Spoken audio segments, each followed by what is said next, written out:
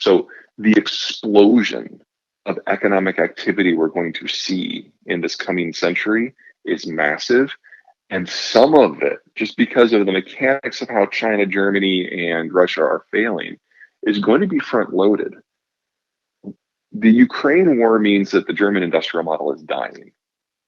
The Ukraine war plus demographics plus mismanagement means the Chinese model is dying.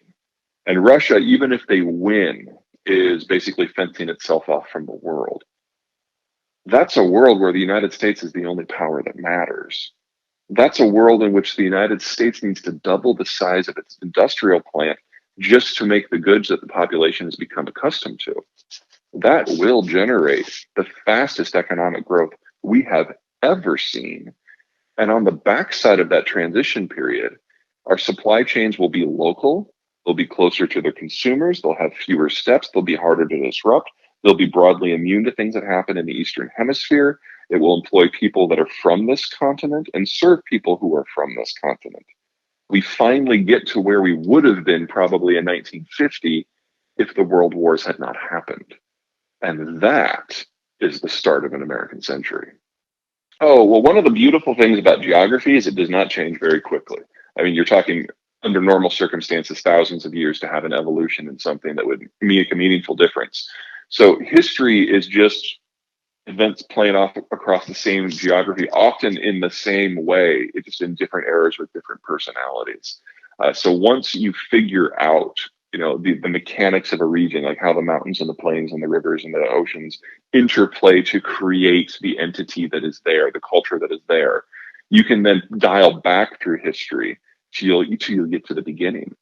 And one of the things I enjoy most, and I try to make this core to most of my work, is telling the story from the very beginning, like, pre-industrial, not just pre-industrial, but pre-sedentary agriculture, to see how, as the technology evolves, our relationship with our geography changes. The geography doesn't change, our relationship changes because all of a sudden we have a new tool. So sedentary agriculture gave rise to certain types of civilizations that then ruled their worlds for not centuries, but millennia.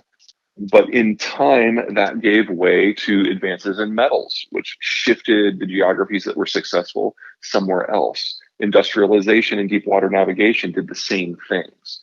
And so the story replays, but kind of with a new player. And I just find that entire process fascinating. And a lot of what the book is showing how through these technological ages we got to where we are. Globalization made a dramatic transformation, and deglobalization puts us back in a world where the interplay with technology and geography will once again determine much of the human condition. And we're already knee deep in that transition. Yeah, I think you're right. I think we're going to have a lot more of that. So the very concept of mercantilism is that you try to keep the sensitive parts of your economy not just insulated from everybody else. You deliberately overproduce and then product dump on captive markets, both to generate the income that you were after, as well as to destroy potential competition in the future. So, for example, in the early industrial age, the Brits had industrialized, the Germans had not. The Germans had the most productive guild manufacturing, but they hadn't industrialized. So the Brits would dump their surplus products, things like textiles, on the German market and basically cause a deflationary collapse within the local economy. I expect we will see a lot of that from the parts of the world that are more successful moving forward. Unfortunately, the last time the United States did this, we called it dollar diplomacy, and it generated a lot of political destruction in China and earned us a lot of angst and anger throughout Latin America that still exists today. I'm hoping we'll be a little bit less of a prick about it this next time, but I can see the Japanese doing the same thing. The French will absolutely do the same thing. The UN was the UN was useful in two ways. Number one, there's a lot of minutia that needed to be taken care of in order to manage the globalized system, things like mail and international standards. And for that, the UN was actually pretty good. Second, it kept great power competition.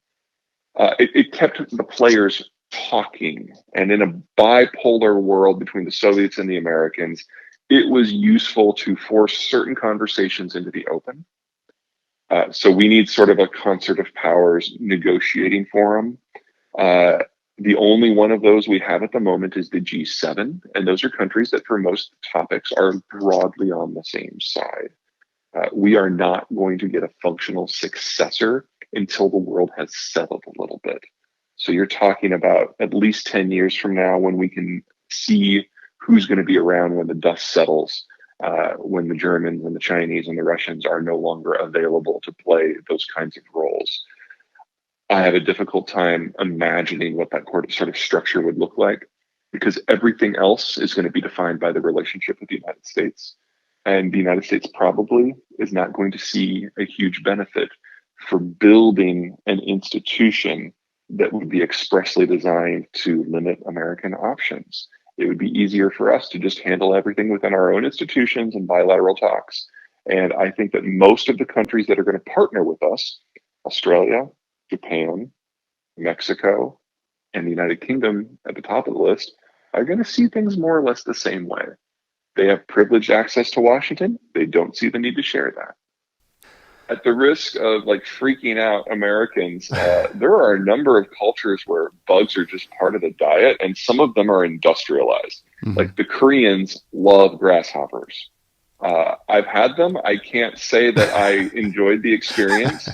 But I think we've all traveled enough to have food that kind of scratches the itch, or food that absolutely does not scratch the itch. Uh, Bug production is just animal protein by another name, and I would argue it's not any more environmentally friendly than most of our animal protein production. So I think, because I have not spent a lot of time thinking about bugs, that the argument is that because it uses a different input stream, that if we have a catastrophic failure in some other input stream, then we have a backup protein source. I don't think it's anything more sophisticated than that. And that's logical from my point of view.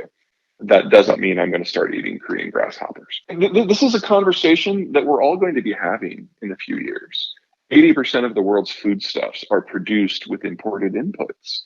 And if you break down the input stream, you have a choice between either finding something else that is more appropriate to the inputs you can access, or not eating. Now, in the United States, we're going to be fine because we're actually the source of not just the single largest chunk of agricultural production in the world, we're the source of a lot of the inputs too.